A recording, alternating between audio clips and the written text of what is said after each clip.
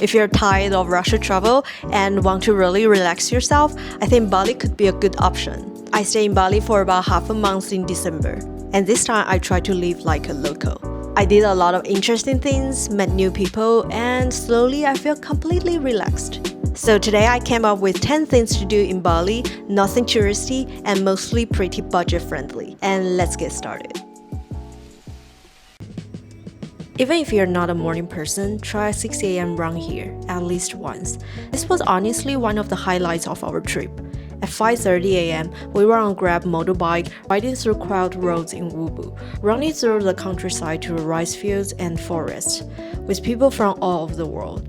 Getting close to nature made me full of energy. If you're in Ubud, I recommend this club.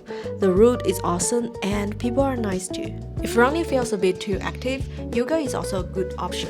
Ubud has this kind of magic that naturally slows everything down. Yoga here is not about perfect poses, it's more about listening to your body. And if you're like me and not really into slow yoga, I recommend Inside Flow with teacher Sarah. It's more dynamic, joyful with music, and honestly just feels really good. Warung is probably the first Indonesian word you're gonna learn. It means local restaurant. I didn't expect to fall in love with Indonesian foods this much. It's spicy, a little sweet, and full of flavor. If you're in Ubud, I recommend Cupid Barbecue and the Warung Pongko Madu.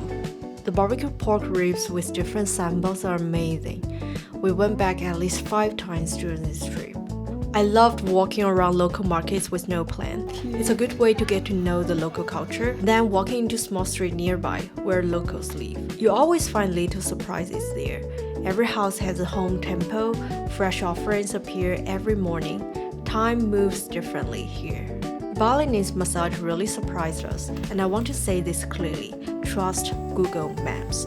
We randomly chose a well-rated spa called Nomads Spa, and it turned out to be way better than expected. I recommend the 60-minute deep tissue massage. They also have a very cute cat, which honestly helped convince me to stay. If you like nature but not hiking, Bali has many easy walking trails. I recommend these 2 trails. Walking through rice fields feels incredibly calming, and the locals you met along the way are always friendly. If you're going on a date, there's a high-end restaurant along Sweet Orange Trail. The steak and lobster is so good. A bit pricey, but definitely worth it. Some gyms in Bali are more than just gyms. We spent half a day at Rendezvous in Ubud. You work out, then you slow down. Coffee, sauna, ice baths, all with rice-field views.